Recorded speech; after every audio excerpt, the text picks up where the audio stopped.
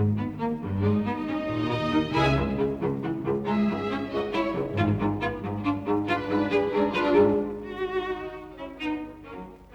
next speaker is Representative Larry Lockman. Larry Lockman and his bride Debbie celebrated their 48th wedding anniversary earlier this month. They have been blessed with 4 children and 6 grandchildren. I'm so jealous, I don't have any yet. Larry is a native of California, born in Pasadena. 50 years ago this year, he moved from Los Angeles to Bangor, a move which he says looks better with every passing year. Larry had the good sense to marry a native Mainer several years after arriving here. Larry graduated from Philmont Christian Academy in Jenkintown, Pennsylvania in 1967 and went on to study liberal arts at Covenant College in Lookout Mountain, Tennessee, and Pasadena City College in Pasadena, California, before moving to Maine. After their wedding in 1972, Larry and Debbie moved from Bangor to Maxfield in northern Penobscot County. For the next 18 years, Larry was an hourly production line employee at Diamond International Corporation's Passadumkeag? Passadumkeag? Almost. Oh well. Stud Mill, where he served as a union organizer and a shop steward for the United Paperworkers International Union. He first ran for a seat in the Maine House of Representatives in 1986 and lost decisively to the incumbent Democrat Mike Michaud of East Millinocket. In 1992, Lockman left the mill and went to work as a field sales representative for NFIB, the National Federation of Independent Business, a small business lobbying organization with offices in all 50 state capitals. He qualified numerous times for NFIB's prestigious President's Club. That means you'll be President of the United States sometime, right? And for the annual Washington, D.C. Summit Award. See how I did that? In 2012, after retiring from NFIB, Larry ran for an open seat in the Maine House of Representatives and was elected by a margin of 106 votes, such a landslide, earning the nickname Landslide Larry. He has been re-elected by much wider margins in 2014, 2016, and 2018. 5 years ago, Lockman co-founded Maine First Project, a 501c4 nonprofit committed to recruiting and training a grassroots army of activists to transform the political landscape in Maine. And Heather Siraki works with him on that. Heather's here too, right? So there she is. The group engages in confrontational politics, taking its cue from author David Horowitz, the red diaper baby who counsels conservatives to fight fire with fire and take no prisoners. Who here has heard of David Horowitz? All right. If you haven't, go to frontpagemag.com. He's a former communist who writes prolifically, and he's great. This year, Rep. Lockman challenged the entrenched Republican incumbent in State Senate District 8 in the July 14th primary. Senate District 8 stretches up the east side of the Penobscot River from Castine to Lincoln. Unofficial returns have him trailing by 59 votes out of 4,107 cast. The recount will be conducted tomorrow afternoon in Augusta. Please welcome Larry Lockman.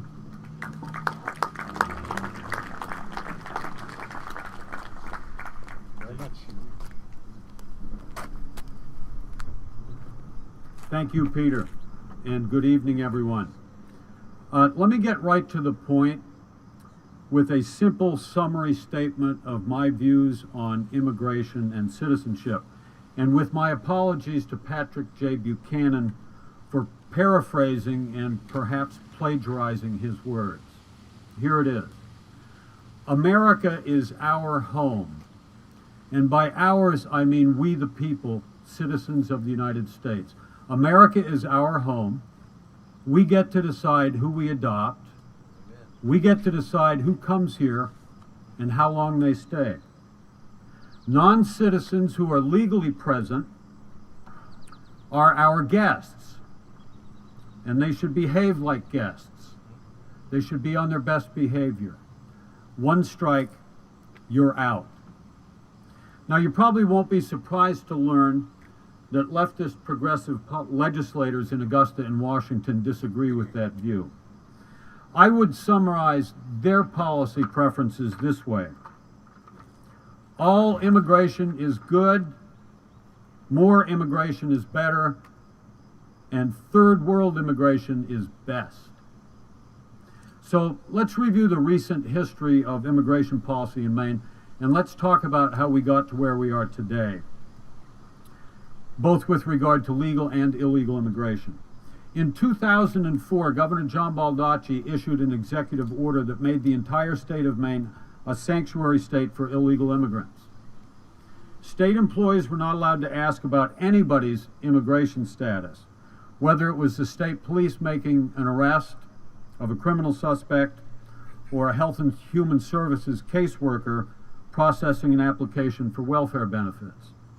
In effect, Maine was telling the world that although we are a relatively poor state, Maine has very generous welfare programs, and we don't care if you're an illegal immigrant. Come to Maine and sign up. I have to say I was disappointed that the Republican candidate who ran against Baldacci in 2006, Chandler Woodcock, never once raised this issue in his campaign. In fact, I recall watching a televised debate in which each candidate was invited to ask his opponent any question they wanted to ask. I thought, what a great opportunity for Woodcock to draw a sharp contrast with Baldacci. But alas, Woodcock asked some utterly forgettable question about civility in politics. Not so with Paul LePage. He was an in-studio guest on WVOM Talk Radio 10 years ago this month when he was the GOP nominee for governor, and he was taking questions from listeners. I managed to get through, and I asked him this question. Mayor LePage, if you are elected governor, will you rescind the Baldacci executive order that made Maine a sanctuary state for illegal aliens? He responded with one word, yes. And then George Hale and Rick Tyler both had to jump in because they hate dead air on the radio, and they were not accustomed to a politician giving a one-word declarative statement and not bloviating. So fast forward to Inauguration Day in January of 2011. It was the first inauguration of a governor I had ever attended. Governor LePage assured us that as soon as he finished his speech, he was headed to the State House to get to work. And when I picked up the Bangor Daily News the next morning, and that's a bad habit I've since broken, I can assure you, I was pleased to read that one of his first acts was to fulfill that campaign promise. Governor LePage rescinded that order on his first day in office, putting an end to Maine's open borders policy. And for that, the people of Maine owe Paul LePage a debt of gratitude.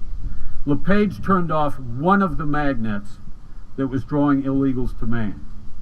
But there was no way to undo all of the damage that Baldacci's executive order had inflicted on the state. And LePage's action left Portland's sanctuary city ordinance in place. That city ordinance forbids police and city employees from inquiring into anyone's immigration status. The ordinance was enacted in 2003, and city leaders boasted that they were following the lead of San Francisco, Los Angeles, New York City, Miami, and Denver. Portland officials admitted at the time that they had received no formal complaints that police or other city workers had ever asked anybody about their immigration status. So for me, it's hard to understand why politicians in Portland would want to handcuff their own police department, especially just 2 years after the 9/11 terrorist attacks. And make no mistake, my friends, these policies and practices have life and death consequences for Maine people. 49-year-old Freddie Ochoa of Portland was beaten to death in his Cumberland Avenue apartment on the evening of August 9th, 2015. Court documents revealed that 3 assailants beat and kicked him for hours and bashed Ochoa in the head with furniture. Ochoa had 22 rib fractures from the savage attack, cuts and bruises all over his head and torso, and a lacerated liver when his assailants left him to die on the living room floor of his apartment. Police found a blood-splattered Bible next to his head on the floor. His body was not discovered until 2 days later, after his mother contacted building management to let them know she was not able to reach her son.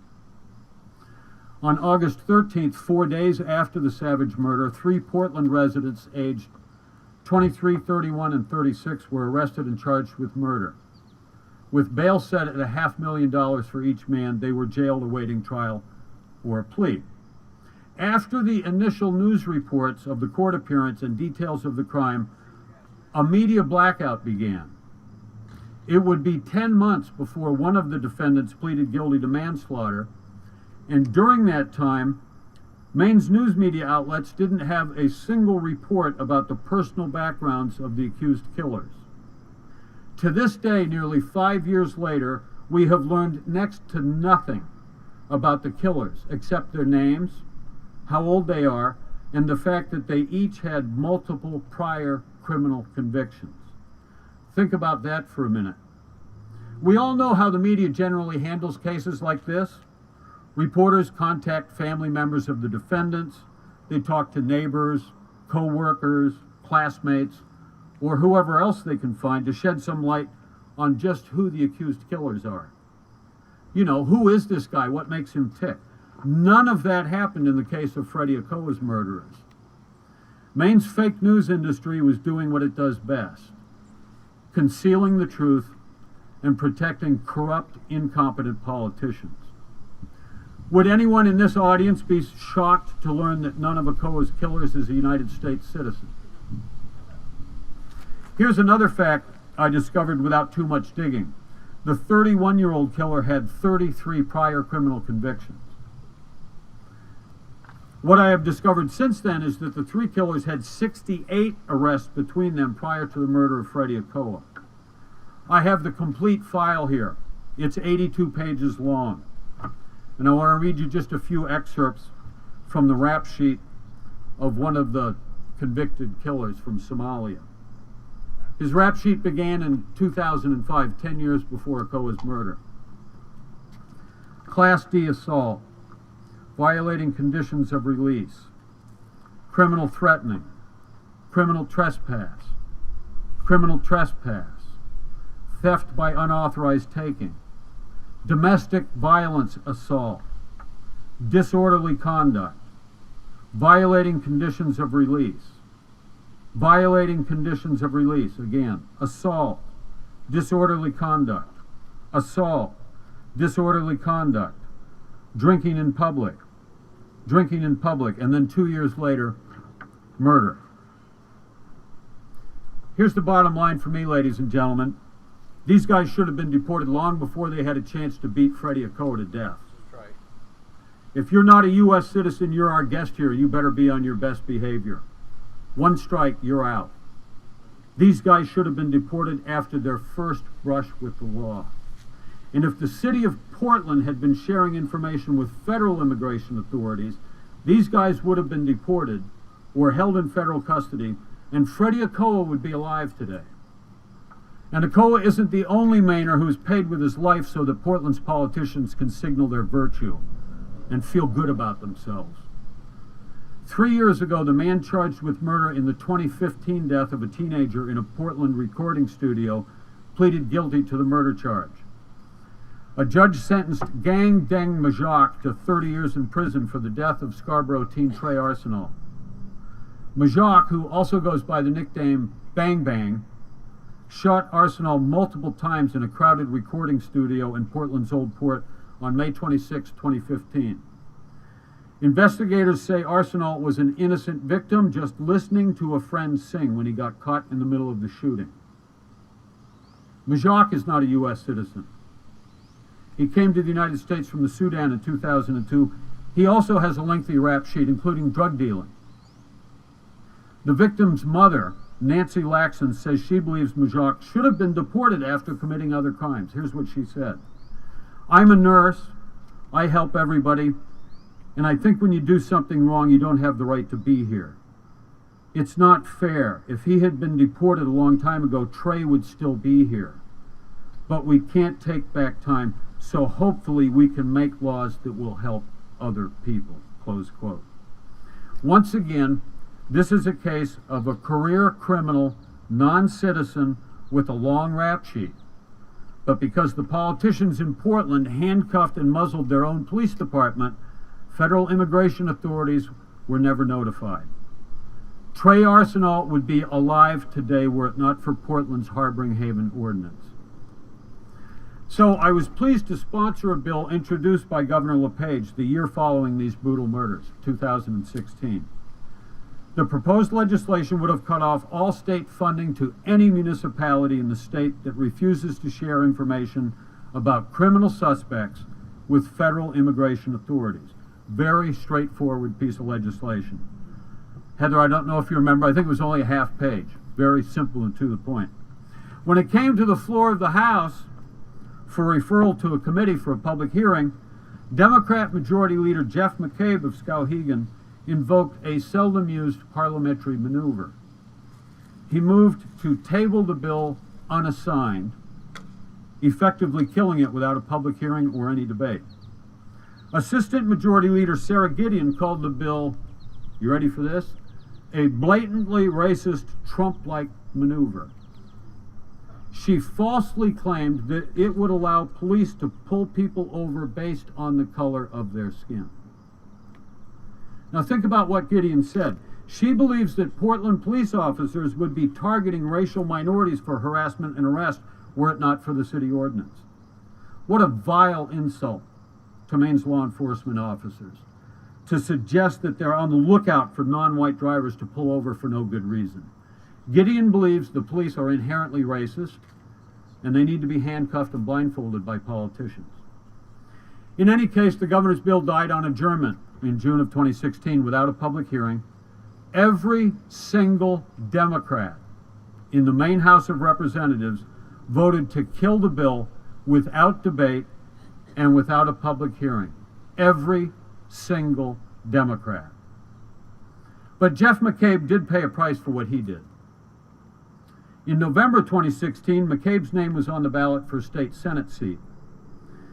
Volunteers for Maine First Project blanketed the district with mail and flyers exposing McCabe's role in protecting violent criminal aliens from deportation.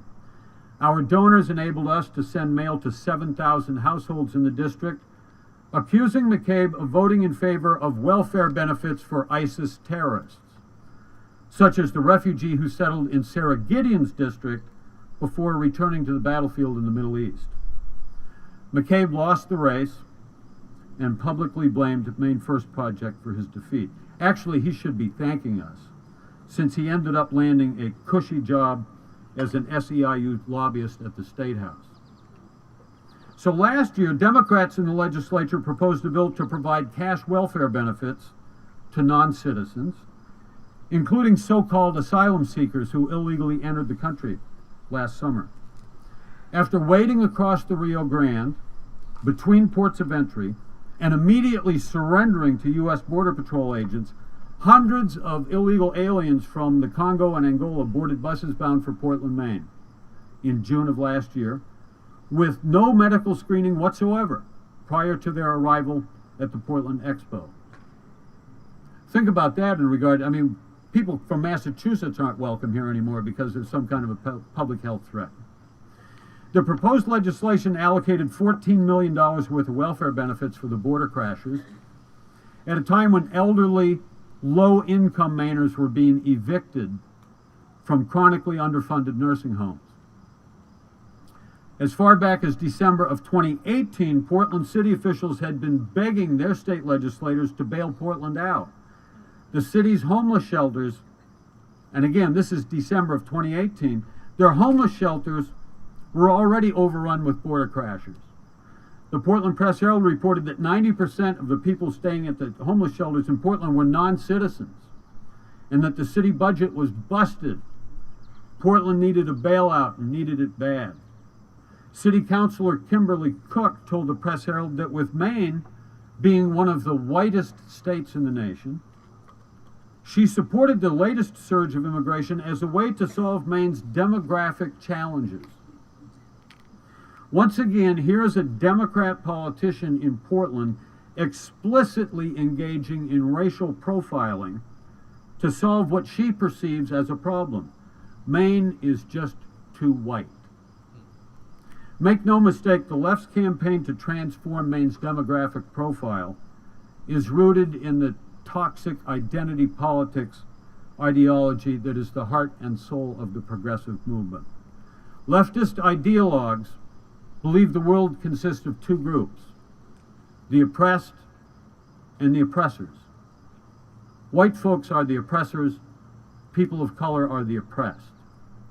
And as the least racially diverse state in the nation, Maine is by definition a bastion of white privilege. The progressives' remedy for Maine's shameful whiteness is more immigration from poverty-stricken third world nations, coupled with government programs to assist the influx of newcomers. We are supposed to pay no attention to what has become of the nations of Western Europe that chose unbridled immigration as the solution to falling birth rates and a workforce shortage. Let me ask you this, ladies and gentlemen. Isn't it time for our team to take off the gloves? Amen. As David Horowitz counsels, fight fire with fire and take no prisoners.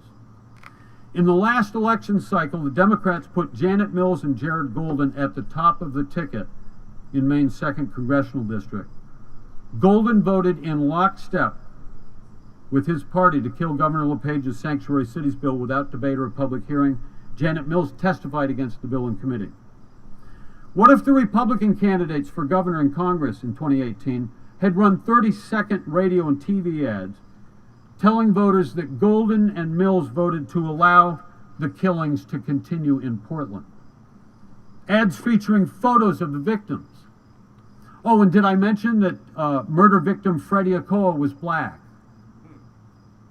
Why do we continue to play nice with politicians who protect criminals and killers from deportation?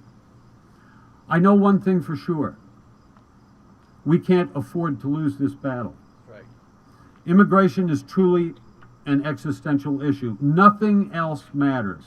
Taxes, spending, infrastructure, education, none of that matters if we fail to secure our national borders.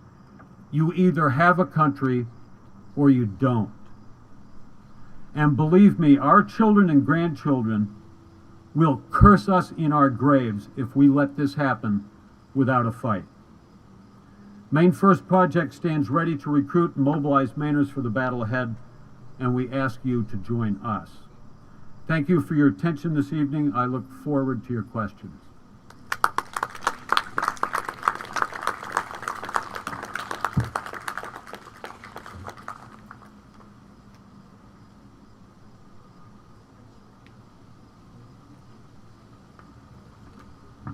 Are there any questions? Raise your hand. Hi. Hi. I like your name tag, by the way. I have more. Oh, good. We also have a Paul LePage, we need you back, Maine is killing us sign at the house. Mills is killing us, all right. Yes, yeah. Mills is killing us. In any case, I just wanted to let everybody know that this is not just a state thing, too, because all of our senators, even Collins, has an F for immigration. And for whatever reason, they need that immigration. And we need to stop it. And we need to stop it really, really, really bad, because this is getting ridiculous. I will not go into Portland anymore for that reason, because you're taking your life into your hands. And again, I don't know if anybody's aware, but all the homeless are on the steps of City Hall again, trying to figure out where they're going to go, because they've shut down the Preble Street Resource Center and all that. And now, what are we supposed to do again, right? And they just keep feeding into it. And now that we have Mills in office again, she just about kowtowed. Oh, she was so excited. Oh my God, we got all these hundreds of immigrants coming into Portland. Let's see what we can do. Yeah. My brother was homeless at the time. He was living in a shelter, and he couldn't even get any help from anybody. But yet somehow they found housing for all these people that didn't even belong here. It doesn't work that way. We need to fight. There were 8,000, I believe, low-income Mainers on the wait list for housing, but somehow the newcomers all got pushed to the front of the line. Right. Boss, I don't have a question for you. But I just want to follow up on this lady's comments, because This morning I circled back to the town manager in Scarborough, and I was asking questions about the low-income subsidized housing that's available in our town. There's a big housing project that was put in place, and we were sold as taxpayers in Scarborough that we had a long waiting list of destitute, poor Mainers. There were Scarborough residents that needed housing. And so I asked the question, so this brand new housing project that opened up this summer, last summer, how many Scarborough residents are living there? Because I've been by it and they're not from Scarborough. And they told me that they didn't keep track of that information, and they couldn't tell me if they were citizens or non-citizens and where they had come from, but there was not one Scarborough resident in that facility. I can assure you. I've seen who's in there. And one of the town councilors told me off the record that they had taken every single housing unit in that facility was filled with someone from either that had come in. Every single unit in that housing facility that was brand new, just built, was filled with someone from Angola or the Congo. It was yeah. Thank you. So that I would urge everybody to call your town managers if you have subsidized housing in your town or community, and just ask the question. Force them to respond back to you, and ask them, so are we housing non-citizens here, and is there a wait list for Mainers? And how many people are on that wait list? Because I don't think we're being served. Thank you. I'm right over here, a little closer to the speaker. Yeah, This isn't a question, it's just a statement. Thanks for the common sense. It's good to see somebody get up and speak the truth. Thank you.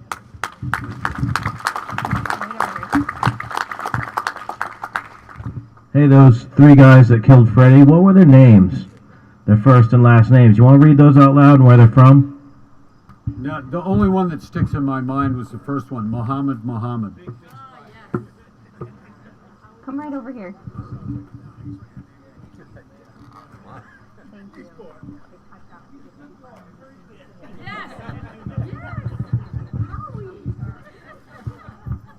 Hello, thank you for your talk. Very informative. And I have a question. Has anyone put together how we should react if Black Lives Matters people show up on our doorstep? What should we do? 1, 2, 3. What can we do? Really? Okay, you can say lock and load, but can I fire the gun in the air? No, make sure they step into your house first. Maine's a castle doctrine state. Let them in, then drop them inside. Okay, no one seems to have put together an actual brochure that says do this, do this, do this, do not do that. It would be really nice if we could get some people together, maybe form some sort of committee of people to investigate and put out a brochure like that. I would really appreciate it. Thank you.